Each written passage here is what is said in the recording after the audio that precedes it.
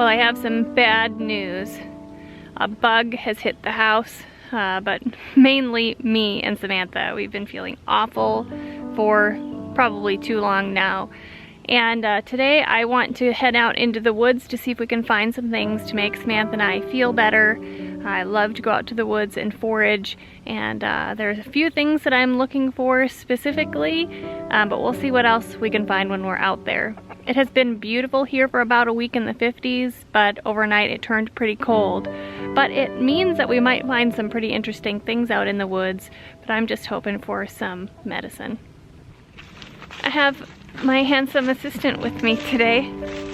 I don't normally go foraging with Kevin. I just kind of like to be out here alone most times, but today Kevin decided to come with me, and I love to have his company.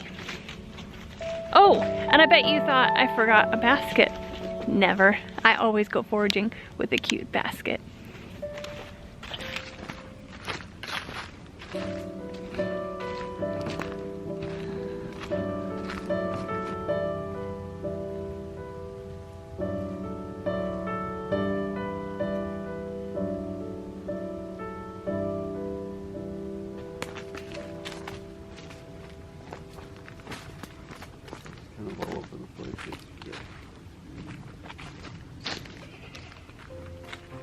I found one of the things that I'm looking for over here.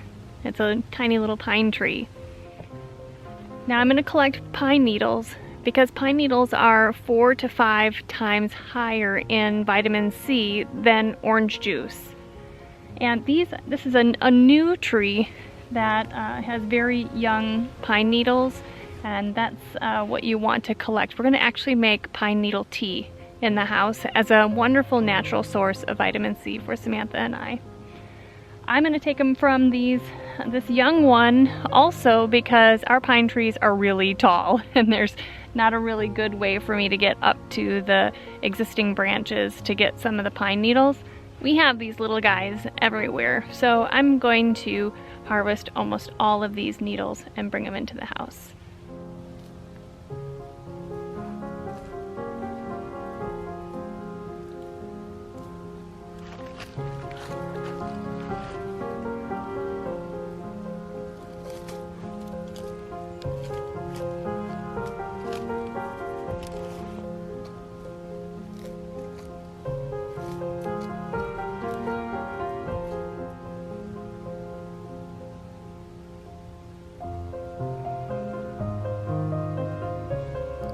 This might sound weird, but this stump is like one of my favorite things to come and look at every time I come out to the woods. It's just filled with dried up mushrooms, and I just think mushrooms are fascinating.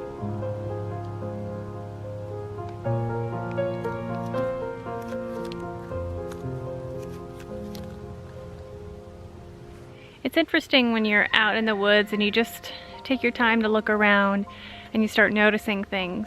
Well, a couple days ago we had a lot of rain all at once overnight, and now I can see kind of where the water moves back here in this place anyway. There's a big wash, so you can see where the water comes down in one area and then washes down to a lower area of the property.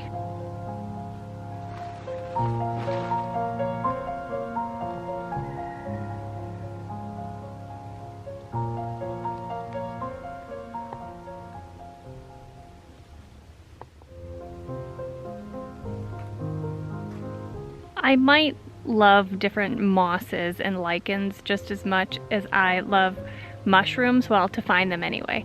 I just think that there's a striking color difference between wherever it is that they're growing and their bright green color. So that's one of the things that I'm really noticing today, because there's no green out here in the woods because it's winter. So to see just a little glimpse of green here and there from the mosses and the lichens, it's just special to see. Some women like flowers, but my lady, she's happy with a handful of pine needles. Thank you.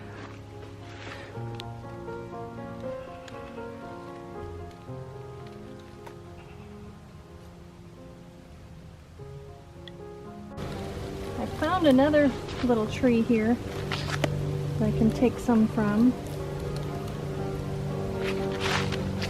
One thing I wanted to tell you that is that it doesn't matter what kind of pine tree you use. As long as you know it's a pine tree, you can harvest the needles for tea. Now, I will say that over here, I found something. There's a bigger pine tree right next to me that, again, like I said, has branches that are way too tall for me to harvest from.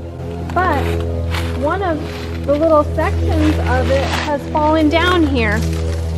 And so I'm just gonna pick this up. Look at it. That is pretty convenient. I'm just gonna put that right in my basket.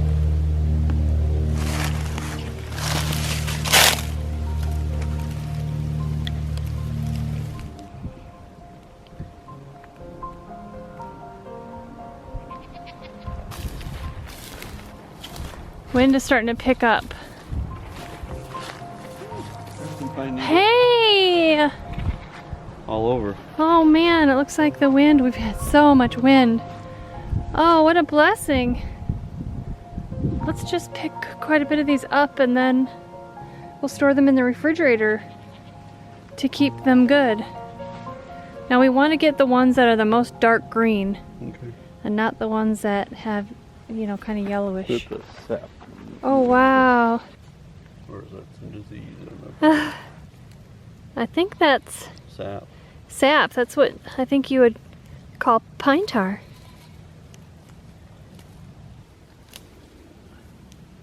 God must have knew we were coming looking for pine needles today. I know.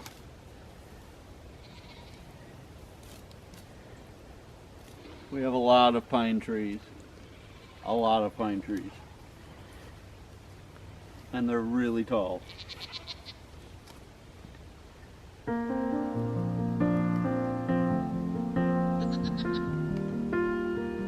I tell you something? The other night, before I went out to milk the goats in the evening, I was feeling kind of sad about Samantha and I feeling sick and kind of worrying about that. And I walked out the door with all of my milking stuff, and I stepped off the porch and I looked up, and it was so crystal clear outside, except the stars were so bright and they were just so intentional. And I got this overwhelming feeling that God was with me and God was with Samantha and I, and that he was saying, it's all gonna be okay. I take care of you. Everything will be okay. And it reminded me of the Bible verse that says, you know, God takes care of the sparrows. Why wouldn't he take care of you even more than them? And it just made me feel so comforted and so at peace. And it actually just brought a huge smile to my face. And I thought, you're right. You're right. Thank you so much. And when I'm not feeling good, or when I'm feeling worried about the two of us still being sick, I think back to that and I keep thinking, you're right, God, thank you so much for taking care of me and my family. Think this is enough for a cup of tea? Yeah, thank you. Let's go. More and I won't be allowed to carry it. I know. Let's go just back here just quickly and see if we can find the other thing I was looking for. We may not be able to. We might be out of luck. So beautiful. There's another wash.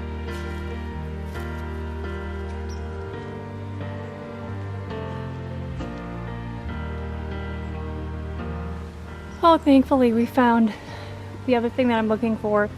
I'm looking for rose hips. And the reason I'm looking for rose hips is because they are almost 10 times higher in vitamin C than orange juice. They're just a fabulous, super packed full of vitamin C natural occurrence out here in the woods. Oh, and there are quite a few of them. There are several spots that I know on our property that have a lot of roses with rose hips. but the last couple times that I went looking for them, the birds and the deer have eaten them all. So it is really special to be able to find this here still with quite a few rose hips on them. And what I'll do is actually I'll probably be making rosehip and pine needle tea, because the rose hips, these are so small, they don't really have a lot of flavor, but they still have a lot of nutrition. I'll just kind of squish these or just pop them a little bit so that the water can get in there and the nutrients can kind of flow out. That's what I'll do. But this is really special to be able to find still this late in the rosehip season, all of these rose hips.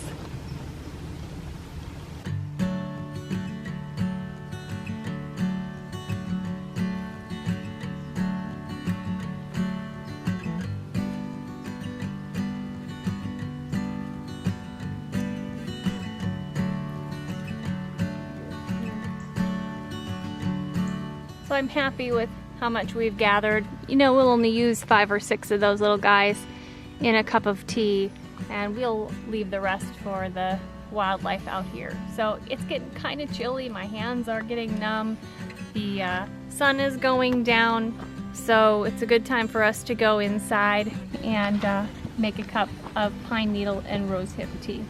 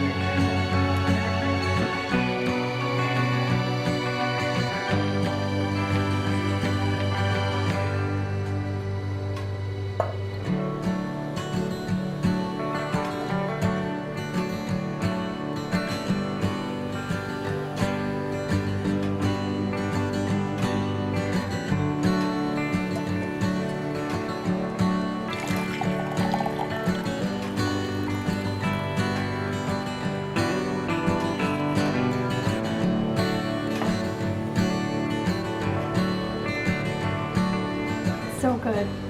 You guys, thanks so much for joining me today as we went out into the woods to look for some medicine for Samantha and I. I hope you enjoyed it. I love taking you out into the woods. So if you're enjoying this video and if you're enjoying our channel, right now is a perfect time to hit the subscribe button below. Don't forget to check us out on all of our social media, including Instagram. And until next time, thanks so much for stopping by the homestead. Take care and God bless.